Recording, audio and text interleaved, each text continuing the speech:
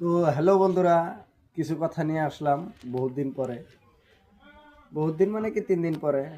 যে কথাটা হইলো, নারিয়ে খাইলো বাড়ি, হেমন্ত খাইলো আসাম, আর মোদি খাইলো পুরা ভারত দেশ।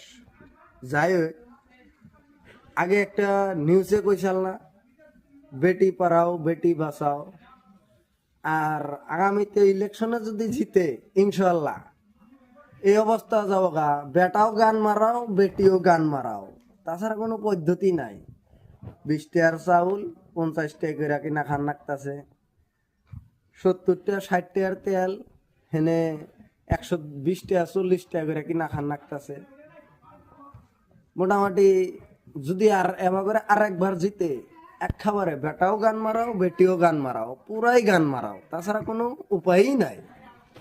তো সো গাইস, ভালো লাগলে শেয়ার করো।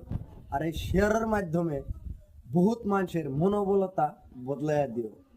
সো আমি নেক্সট ভিডিও তাহি বোঝার জন্য যথেষ্ট।